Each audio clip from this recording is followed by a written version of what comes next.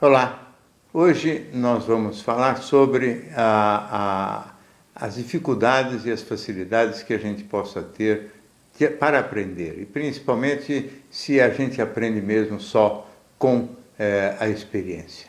A gente aprende basicamente com experiência, é verdade. Esse é um dito, quase que todo mundo costuma usar isso como um dito, quase um dito popular, né, de que a gente aprende errando, a gente aprende experimentando e com ensaios e erros, tendo resultados positivos a gente aprende a manter aquele padrão de comportamento, resultados negativos definem então o abandono. Uma criança bota o dedo no fogo, queima e ela então sai de perto do fogo e aprende que o fogo machuca, faz dor, provoca dor no dedo e com isso ela se afasta daquela experiência. É evidente que a gente vai aprendendo muitas coisas através da experiência, nem sempre com dor. Quer dizer, no futebol, o menino começa a brincar com a bola, ele vai tentar chutar de um jeito, de outro jeito, até que ele percebe que chutando ou acertando a bola numa determinada posição do pé, naturalmente ele consegue melhores resultados e consegue levar a bola mais perto da onde ele tem vontade ou precisa colocá-la. Então ele aprende uma determinada posição para chutar com mais eficiência. Então são aprendizados que derivam de vivências com ensaio, com erro, quer dizer, com chutes que vão muito fora do ponto certo, até que começam a aparecer os bons resultados. Evidente que este é o caminho sábio de se aprender, mas à medida em que vai se formando o discernimento, a razão, vai acumulando conhecimento dentro do cérebro, muitas vezes as pessoas formulam ou formatam determinados pontos de vista, e aí elas começam a achar que aqueles pontos de vista dão desdobramentos capazes de provocar, vamos dizer assim, ideias acerca do que vai acontecer, de maneira que não há necessidade de experimentar. Então elas começam a se fiar demais nas suas ideias. E aí, se o experimento, se tentam uma experiência, e essa experiência, por exemplo, não é bem sucedida, essas pessoas, então, elas começam a desprezar o resultado da experiência e insistir nas suas convicções. Se a pessoa acha que, por exemplo, pode, através de persuasão, de pressão, de forçando a barra mesmo, fazer com que um parceiro sentimental ou um colega de trabalho ou um irmão mesmo modifique o seu comportamento e haja do jeito que ele gostaria, ele vai insistir naquele procedimento, aquele procedimento vai dar resultados negativos, resultados desagradáveis, e ele não muda de padrão. Então ele persiste apesar dos erros, o que é, de certa maneira, um absurdo, e está em oposição àquilo que a gente falava, que a gente tinha que abandonar as coisas que dão errado e persistir só naquelas que dão certo. Mas o indivíduo, quando é muito governado por convicções, e convicções muito rígidas, convicções que não respeitam direito os fatos, elas começam a repetir experiências, imaginando que dessa vez vai ser diferente, que o resultado agora vai ser diferente daquele que conseguiu ou que obteve no outro tipo de vivência parecida. Isso, evidentemente, é um equívoco e os erros, então, vão se sucedendo e a pessoa se acomoda, de alguma maneira, nessa sequência de erros, né?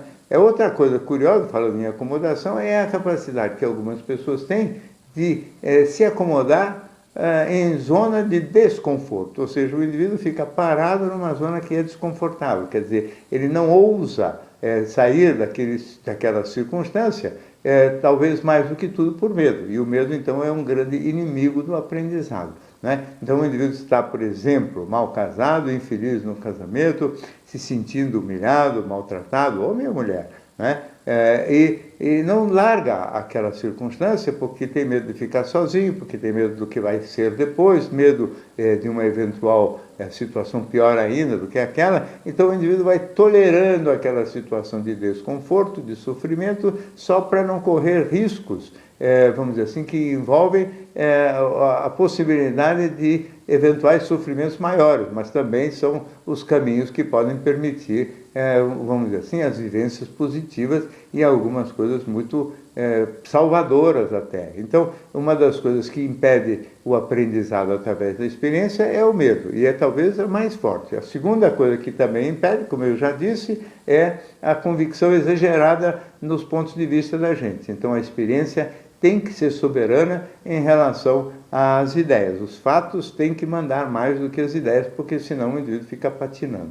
Quem tem cérebro poroso e realmente aprende a partir da experiência, evidentemente vai mais longe e se aprimora a cada nova época da vida, a cada nova circunstância, a cada nova vivência.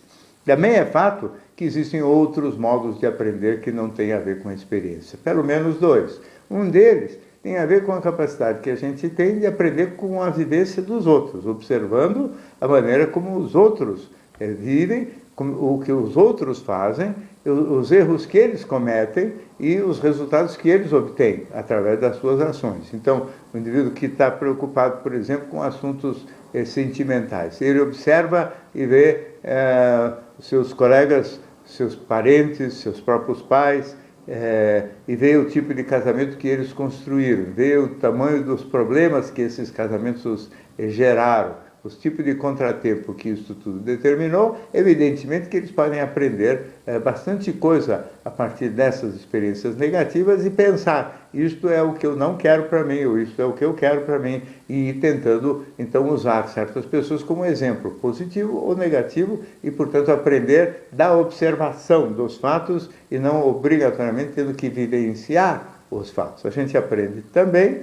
através de leituras, e é uma forma indireta de observar também fatos, porque a gente aprende ouvindo ou lendo leituras, ou eventualmente até mesmo aqui no nosso canal do YouTube, com os vídeos que são o fruto de uma experiência colecionada por mais de 45 anos, e que, evidentemente, a ideia é transmitir informações que possam ser úteis para que as pessoas aprendam. Então, aprender também significa, outra vez, não só incorporar ideias no pensamento, mas realmente imaginar que elas têm que ser postas em prática. E se forem boas ideias, elas têm essa característica. Boas ideias na prática funcionam. Se as boas ideias na prática não funcionarem, na realidade são ideias erradas, as ideias são falsas. Boa ideia é aquela que tem contrapartida positiva na experiência prática. Então, a leitura de livros pode ajudar, a observação do mundo e da vida pode ajudar, as vivências e as experiências pessoais ajudam muitíssimo, e o medo atrapalha muito, e o cérebro rígido e não poroso também atrapalha demais. Muito bem, essas são algumas observações sobre a questão do aprendizado. Se você gosta, continue acompanhando as outras gravações que a gente tem feito regularmente aqui no nosso canal do YouTube. Se gosta, inscreva-se, você recebe as informações das novidades. Até a próxima.